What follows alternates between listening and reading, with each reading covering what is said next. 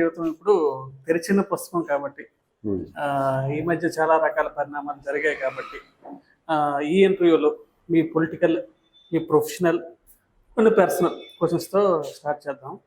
ముందుగా కొద్ది రోజుల క్రితం దువ్వాడ శ్రీనివాస్ వైసీపీ నుంచి సస్పెండ్ అయ్యారు. ఏవేవో కారణాలు చెప్పి వైసీపీ సస్పెండ్ చేశారు. అయితే చాలామంది ఉత్తరాంధ్ర ప్రాంతంలో ఇన్ఛార్జీలను వ్యతిరేకిస్తూ చాలామంది బడా సీనియర్ నేతలే నడుస్తున్న పరిస్థితి. వాళ్ళకి లేని రూల్స్ దువ్వాడ శ్రీనివాస్ విషయంలోనే ఎందుకు వచ్చాయి అంటే మీరేమని చెప్తారు? ఇటీవల కాలంలో సస్పెన్షన్ నేను వైఎస్ఆర్ కాంగ్రెస్ పార్టీ నుంచి గురవటం చాలా ఆశ్చర్యాన్ని కలిగించింది. ఎందుకంటే పార్టీ పెట్టిన రోజు దగ్గర నుంచి కూడా నేను జగన్మోహన్ రెడ్డి గారి ఆహ్వానం మేరకు ఉన్నాను. అంతకుముందు నా చరిత్రలో కూడా డాక్టర్ వైఎస్ రాజశేఖర రెడ్డి గారితోనే అడుగులు వేశాను. వారి పాదయాత్ర చాలా కీలకంగా హరిశ్చంద్రపురం నియోజకవర్గంలో, అలాగే జిల్లా మొత్తం పూర్తయ్యే వరకు కూడా చాలా ఫోకస్డ్గా పనిచేసాం. ఆ తర్వాత రాజశేఖర రెడ్డి గారు నాకు జిల్లాకే పరిచయం చేసి జిల్లా పరిషత్ వైస్ చైర్మన్ చేసి చాలా గౌరవించారు. ఆయన దురదృష్టం ఆ టైంలో ఈ సస్పెన్షన్ అంటే మీరు నాకు గుర్తొస్తుంది. 2007లో ఒక ఎమ్మెల్సీ ఎన్నిక జరుగుతుండేటప్పుడు గొర్రెల హరిబాబు నాయుడు గారు అని సీనియర్ లీడర్, మాకు డిసిసి ప్రెసిడెంట్, ఆయన ఎమ్మెల్సీగా పోటీ చేస్తాను, నాకు అవకాశం ఇవ్వండి అడిగారు. అప్పుడు జిల్లా నాయకులు ఆయనకు అవకాశం ఇవ్వాలి. అప్పుడు ఆయనే కాంప్రమైజ్ అయ్యారు, కానీ కాంప్రమైజ్ అయినా ఆయన తాలూకా అంగీకారాన్ని ఎవరు ఇచ్చేయాలి. ఆ పరిస్థితుల్లో ఆయన ఇండిపెండెంట్గా నిలబడాల్సి వచ్చింది. అప్పుడు నన్ను ఆయన కోరటం వల్ల నేను ఆయనకి మద్దతుగా నిలబడ్డాను. అఫ్కోర్స్ నేనే కాదు, చాలామంది నిలబడ్డారు, ఆయన గెలిచారు. ఆ గెలుపుకు కారణం చేస్తూ ఆనాడు 2007లో ధర్మాన ప్రసాద్ నన్ను పార్టీ నుంచి సస్పెండ్ చేయించాడు. ఎలా చేయించాడంటే రాజశేఖర రెడ్డి గారి దగ్గర నేను కావాలా శ్రీనివాస్ కావాలా తేల్చుకోండి అని చెప్పాడు. ఎందుకంటే రాజశేఖర రెడ్డి గారు ఒక అంతా ఒప్పుకోలేదు ఆయన సస్పెండ్ చేయడానికి. అలాంటి యూత్ కుర్రాళ్ళు మనకు అవసరం, ప్రసాద్ నా మాట విను, చిన్నపిల్లడు తెలుసుకుంటాడులే అని చెప్పినా ఆయన వినలా, సస్పెండ్ చేయించారు. అప్పుడు నేను జిల్లా పరిషత్ వైస్ చైర్మన్గా రాజీనామా చేసేసి పాదయాత్ర చేశాను. ధర్మాన ప్రసాద్ నన్ను ఎందుకు సస్పెండ్ చేశాను? నేను చేసిన తప్పేంటి? గొర్రెల హరిబాబు నాయుడు ఎవరు? కాంగ్రెస్ లీడరే కదా, నేనేం పైవాడికి చేయలేదు కదా, కాంగ్రెస్ పార్టీ లీడర్కే చేశాను, నా డిసిసి ప్రెసిడెంట్కి నేను చేశాను, ఆయనకు పడకపోవచ్చు, నా తప్పేంటి అని ఆ రోజు నేను నిలదీస్తూ పాదయాత్ర చేశాను. పాదయాత్ర గ్రాండ్ సక్సెస్. ఆ సక్సెస్ 2008లో 42 రోజుల పాటు ఏప్రిల్ 26 నుంచి జూన్ 6వ తారీఖు వరకు మండు టెండర్లో చేశాను.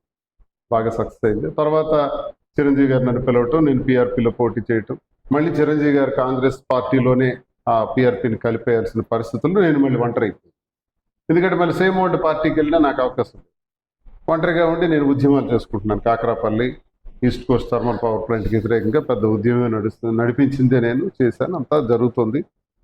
ఆ తర్వాత జగన్మోహన్ రెడ్డి గారు నేను అరెస్ట్ అయినప్పుడు ఆయన ఇక్కడికి రావటం, వారు నన్ను కబురు పెట్టడం, నేను జాయిన్ అవ్వటం జరిగింది. ఆ రోజు నుంచి ఈ రోజు వరకు కూడా తండ్రితో రాజశేఖర రెడ్డి గారితో ఉన్న అనుబంధం, ఈరోజు కుమారుడితో గట్టిగా పనిచేసే అవకాశం రావటం ఒక అదృష్టంగా భావించే పనిచేస్తాను.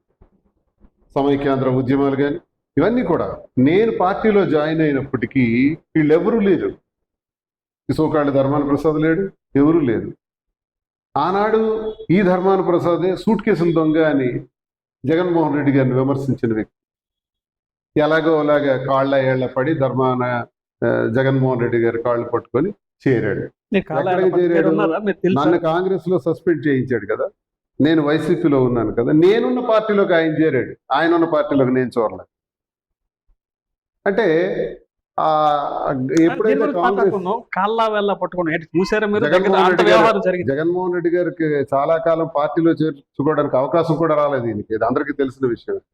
లాస్ట్కి అంతవరకు దిగజారి ఆ పార్టీలో చేరటం జరిగింది. సరే, చేరిన వాడు తన పంతం చేయాలి కదా.